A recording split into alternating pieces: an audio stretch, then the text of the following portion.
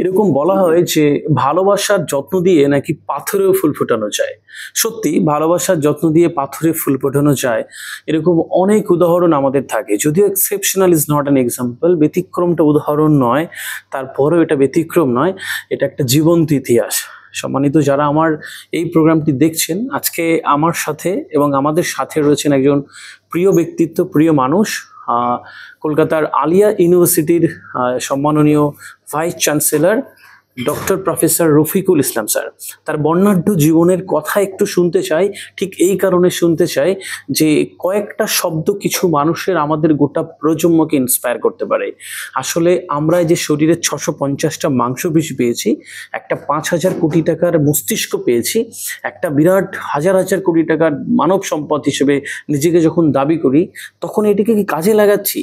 যারা লাগাচ্ছে তারাই তো আপনার আমার মতন মানুষ। সেই মানুষটার কথা শোনা আমি সরাসরি একটু স্যারের কাছে যাচ্ছি। আসসালামু আলাইকুম স্যার। ওয়ালাইকুম আসসালাম। স্যার কেমন আছেন? আলহামদুলিল্লাহ ভালো রয়েছেন। স্যার একটু আপনার জন্ম বেড়ে ওঠা একটু শুনতে চাই প্রথমে। আমার জন্ম একটা গ্রামে, কৃষ্ণনগরের কাছে, নদিয়া ডিস্ট্রিক্ট।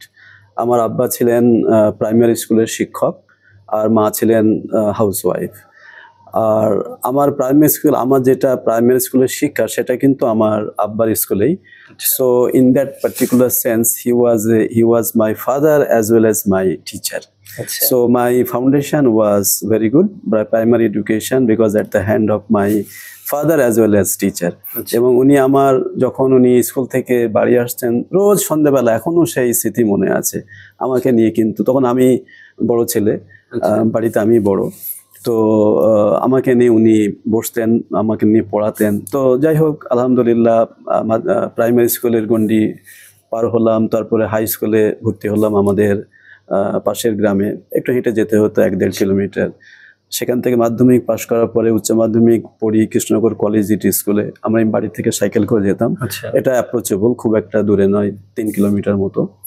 তো তারপরে আমি অনার্স করি শান্তিপুর কলেজ থেকে, যেটা তখন ক্যালকাটা ইউনিভার্সিটির আন্ডারে ছিল, এবং রেজাল্টটা ভালোই হয়েছিল। দিয়ে তখন আমি অনার্স পাশ করার পরে আমি চাইলাম যে আমি এমএসসিটাও করে নিই সঙ্গে সঙ্গে। তো এমএসসিটাতে আমি ভর্তি হলাম ক্যালকাটা ইউনিভার্সিটিতে, রাজাবাহাদুর সায়েন্স কলেজ, অ্যাপ্লাইড ম্যাথমেটিক্সে। অ্যান্ড আলহামদুলিল্লাহ I became first in that exam. Then ওটা করার পরে তখন আমি চাইলাম যে পিএইচডিটাও করে নিই, কারণ আমার একটা অ্যাম্বিশন ছিল যে আমি প্রফেসরই হব, অন্য কোনো লাইনে আমি যাব না।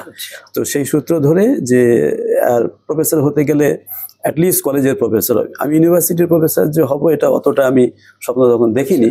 আমি ভেবেছিলাম হয়তো একটা কলেজের প্রফেসর হলেই আমার ঠিক হয়ে যায়। তো যাই হোক, আমি পিএইচডিটা ওখান থেকে তখন গেট পরীক্ষা দিলাম, মানে যাতে স্কলারশিপটা পাওয়া যায়। তো গেটে আমার পার্সেন্টাইজও খুব প্রায় 100% পার্সেন্টাইজ ছিল।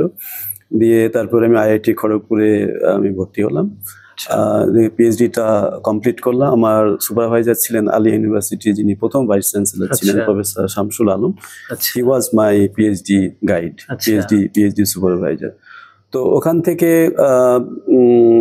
কমপ্লিট করার পরে তারপরে আমার শিক্ষা জীবনটার মোটামুটি ইতি বলতে পারেন। তারপরে আমি আমার কর্মজীবনে প্রবেশ করলাম। প্রথম কর্মজীবন কোথায়? আচ্ছা, প্রথম কর্মজীবনটা ছিল হচ্ছে সাউথ ইন্ডিয়াতে।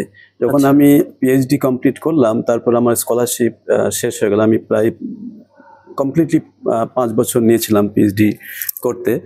তো 5 বছর পরে যখন আমার স্কলারশিপ শেষ হয়ে গেল, তখন আর বাবার কাছ থেকে তো আর টাকা পয়সা চাওয়া যায় না, তখন আমাকে তো একটা জব খুঁজতেই হবে।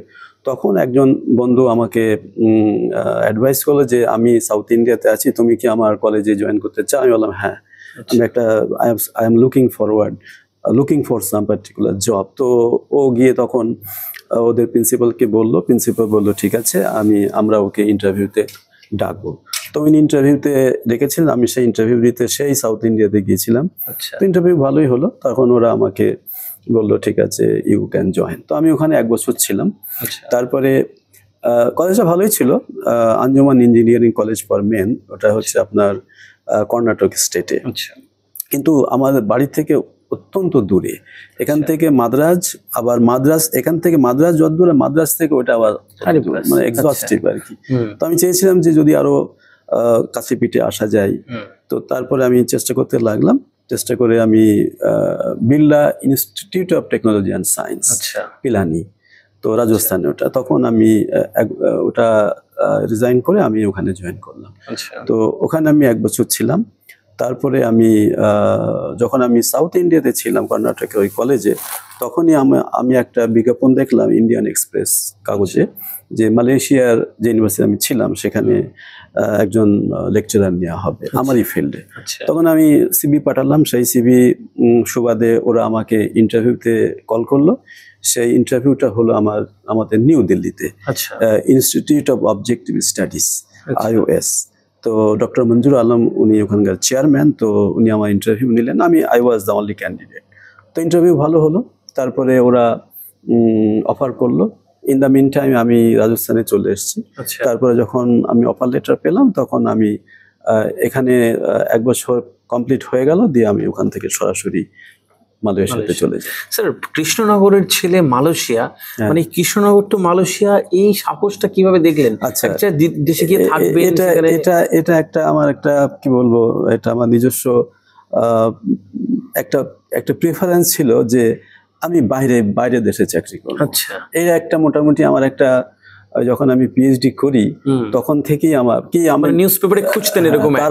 তার আগে আমি হয়তো মাস্টার ডিগ্রি যখন করতাম আমি একটা বাইরে দেশে চাকরি করবো। এক একজনের এক এক রকম ইচ্ছা থাকে না, তো ওরকম একটা ইচ্ছা ছিল যে বাইরে দেশে চাকরি করব। তো বাইরে দেশে চাকরি করতে গেলে তো অ্যাপ্লাই করতে হবে, তার একটা ইনফরমেশন একটা পেতে হবে। তো আমাদের ওয়েস্ট বেঙ্গল থেকে কিন্তু এই ইনফরমেশনটা খুব একটা পাওয়া যায় না, যেটা সাউথ ইন্ডিয়াতে কিন্তু ওরা প্রায়, ধরুন কেরালা, ব্যাঙ্গালোর, হায়দ্রাবাদ, এরা কিন্তু বহির্মুখী আমাদের তুলনায় অনেক বেশি। তো দেখলাম যে ওখানে গেলে আমার বাইরে যাওয়ার স্কোপটা অনেক বেড়ে যাবে। তো এক তো আমি জব খুঁজছিলাম, দ্বিতীয়ত ওখানে যে বাইরে গেলে যে স্কোপটা বেড়ে যাবে এটাও একটা কারণ, যার জন্য আমি সাউথ ইন্ডিয়াতে গিয়েছিলাম। গিয়ে আলহামদুলিল্লাহ I got that opportunity, and as per my plan আল্লাহ has endorsed and I went to Malaysia. Sir, 27 বছর। Malaysia is just a country, but I was open for even Gulf country. Incidentally আমি মালয়েশিয়াতে offer পেয়েছিলাম, এই জন্যই মালয়েশিয়াতে গিয়েছিলাম। এটা কিন্তু কোনো পার্সোনাল প্রিফারেন্স সেইভাবে কিন্তু বলতে পারবো না, যেহেতু আমি অফারটা পেলাম অতএব আমি গেলাম। স্যার 27 বছর। স্যার কিভাবে ওই 27 বছর পরে এই হট সিটটা, মানে ভাইস চ্যান্সেলর আলী ইউনিভার্সিটি? তো ওখানে 27 বছর থাকার পরে আমার এজ প্রায় রিটায়ারমেন্টের কাছে চলে আসলো। তো দেখলাম যে আমি তো এখানে ভালোই আছি, কিন্তু মনের মধ্যে একটা পেইন ছিল।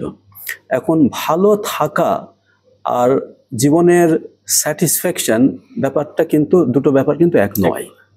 আমি ভালো আছি, ঠিকই আছি, আমি ইউনিভার্সিটি যাচ্ছি, ভালো মাইনে পাচ্ছি, ছেলে মেয়ে এখানে পড়াশোনা করছে, ছিমছাম পরিবেশ, সবকিছুই টিপটাপ, আমার এখানে নিজস্ব অ্যাপার্টমেন্ট আছে, সম্মানের সঙ্গে চাকরি করছি, নো ইস্যু, নো প্রবলেম, এটা ভালো থাকা। কিন্তু আমি যে আমার নিজের কমিউনিটির জন্য কিছু করতে পারছি না, এই ব্যাপারটা আমাকে একটু ভাবিয়েছিল। তো দেখলাম যে মালয়েশিয়ায় সুদূর বসে তো আমি আমার দেশে, কারণ আমি তো ওখানে ফরেনার, আমি তো ওখানে সিটিজেন নয়, তো সিটিজেন না হলে কিন্তু সেই দেশে কাজ করাটা একটু অসুবিধা আমি তো পড়তে হয়, অ্যাকসেপ্টেবিলিটির ব্যাপারটা থাকে। কিন্তু দেখলাম যে আমি যদি কোনো সুযোগ পাই আমার নিজের দেশে বা নিজের স্টেটে, তাহলে আমার কাজ করার পরিধিটা অনেক বেড়ে যাবে। এবং আমি 27 বছর ধরে যে অভিজ্ঞতাটা অর্জন করেছি, যে এই কিছু আইডিয়া আমি যদি শেয়ার করতে পারি আমার ভাই বোনদের সঙ্গে, তাহলে কিন্তু তারা হয়তো তাদের এই বেনিফিটটা হবে, কিন্তু সেই বেনিফিটটা আমি মালয়েশিয়ায় থাকলে হতে পারে। তো I was looking for some opportunity. তো তখন আমি দেখলাম যে Aliah university, there is a possibility to that I may, if I am selected, I may go there. তো আমি দেখলাম যে Aliah university vice chancellor position খালি আছে, why not trying this? তখন আমি অ্যাপ্লাই করলাম, তারপরে ইন্টারভিউ হলো, এসেন্টের কথা বলছি, তারপরে ইন্টারভিউতে ওরা আমাকে সিলেক্ট করলো, চলে আসলো। মাশাআল্লাহ। স্যার, এই ইউনিভার্সিটির দায়িত্ব নেওয়ার পরে কি মনে করছেন যে এইগুলো আপনি করবেন বা ইউনিভার্সিটির উন্নতির জন্য? Aliah university is a minority institution, যদিও এখানে সমস্ত কমিউনিটির মানুষ এখানে, ছেলেমেয়েরা পড়তে পারে। তো এটা একটা দিক যেটা আমি এখানে অনেক কিছু করতে পারি ঠিক through minority, through educating the minority, giving proper facility, quality education, এটা। আর এই যে ইউনিভার্সিটি লোকেশন, সেই লোকেশন হিসাবে এটা চমৎকার। এটা পশ্চিমবাংলার বুকে এরকম ভালো, এত সুন্দর পরিবেশ, এত সুন্দর লোকেশন, এটা লেভারেজ যদি আমরা করতে পারি, এখানে আমরা এমনি একাডেমিক যেগুলো ডিসিপ্লিন আছে এটা ছাড়াও আমরা সিভিল সার্ভিসে কোচিং দিতে পারি বা অন্য কোনো যেভাবে কোচিং দিয়ে আমরা কিন্তু যারা ডাউন ট্রডন বা পিছিয়ে পড়া জাতি, তাদেরকে আমরা অনেক সুযোগ সুবিধা দিতে পারি। তো ইউনিভার্সিটিতে আমাদের অনেক পটেনশিয়াল আছে, যেগুলো অনেক কাজ করার স্কোপ আছে, সেগুলো আমরা চেষ্টা করছি। গভর্নমেন্টের সাপোর্ট অবশ্যই দরকার এবং আমরা সাপোর্ট পাচ্ছি, এবং এই সাপোর্ট যদি আমরা কন্টিনিউয়াসলি আমরা পেতে থাকি, তাহলে আলিয়া, আমার 4 বছরের এখানে টেনিওর, এই 4 বছরের মধ্যে আশা করা যায় আলিয়া যে জায়গায় আছে তার থেকে আরেকটু ভালো, অনেক ভালো জায়গায় আসতে পারবে। এবং সেটা আমাদের কমিউনিটির জন্য, মাইনরিটি কমিউনিটির জন্য, বা আমাদের আরো যারা আছে মানে গ্রেটার সোসাইটি, তাদের জন্য এটা একটা ভালো কিছু। আমি ওখানে তো ভালো চাকরি করতাম, এই যেটা বললাম যে আমি ভালো ছিলাম, কিন্তু আমি যে কমিউনিটির জন্য কিছু করতে পারছি না বা আমার করার ইচ্ছা, সেই ইচ্ছার জন্য কিন্তু আমি এখানে এসেছি। স্যার, একদম শেষ প্রশ্ন, আপনার এই বিস্তর অভিজ্ঞতা, 27 বছর 28 বছরের আপনার অধ্যাপনার জীবন, তারপরে এখন একটা গুরু দায়িত্ব, এই পুরো পৃথিবী জুড়ে আপনার ছাত্রছাত্রীরা যারা রয়েছে, পুরো ভারতবর্ষ জুড়ে, এবং এখনকার আলিয়া ইউনিভার্সিটির ছাত্রছাত্রী, এদের জন্য আপনি লাস্ট কি কথা বলবেন, কি শুভেচ্ছা বার্তা দেবেন? শুভেচ্ছা বার্তা যেটা দেব সেটা হচ্ছে যে greatness is not determined by degree or wealth. Greatness depends, or greatness is related with your deeds and how you deal with human beings, fellow human beings. Allah subhanahu wa ta'ala at the day of judgment will not look for your degree, educational qualification, or your wealth. He will look into your deeds. So আমরা যদি আমাদের কর্মজীবনটাকে আমরা আল্লাহ সুবহানাহু ওয়া তাআলা যেভাবে মানে ম্যানকাইন্ডকে বলেছেন তোমরা এইভাবে চলো, এই জিনিসটা বুঝতে হবে, আর এই জিনিসটা আমাদের মধ্যে ইন্টারনালাইজ করতে হবে, এবং পৃথিবীকে আমাদেরকে এমনভাবে দেখতে হবে, বা যতটুকু সীমিত ক্ষমতা আমাদের আছে, পৃথিবীটাকে আমাদের সুন্দরভাবে গড়তে হবে। রাসূলুল্লাহ সাল্লাল্লাহু আলাইহি ওয়াসাল্লামকে বলা হয় যে রহমাতাল লিল আলামিন, ওমা আরসালনাকা ইল্লা রাহমাতাল লিল আলামিন, আমি আপনাকে বিশ্বের রহমত ছাড়া অন্য কিছু ভাবে আমি পাঠাইনি। In other words, he was the blessing of the whole universe, not the world. আলামিন, নট আলম। তো আর আমরা হচ্ছি রাসূলুল্লাহ সাল্লাল্লাহু আলাইহি ওয়াসাল্লামের উম্মত, তাহলে আমাদেরও কর্তব্য হবে যে এই জগৎটাকে, এই পৃথিবীটাকে সুন্দরভাবে ভালোবাসার মোড়কে গড়া, আর এটার মধ্যেই কিন্তু আমাদের জীবনের সবকিছু প্রাপ্তি কিন্তু এখানেই। একদম, এই মেসেজটা আমি একদম। অনেক শুভেচ্ছা স্যার। আমার মনে হয় কি, যারা আপনারা শুনলেন এতক্ষণ ধরে, শুনবেন আগামীতে, ছোট্ট কিছু কথা কিন্তু তার গভীরতা এবং তাৎপর্য অনেক বেশি। এভাবেই এক একজন যোগ্য থেকে উল্লেখযোগ্য হয়ে ওঠে, এবং যারা ইতিহাস হয়ে যায়। আর ইতিহাস কলম দিয়ে লেখা হয় না, ইতিহাস পরিশ্রম দিয়ে লেখা হয়। ভালো থাকবেন।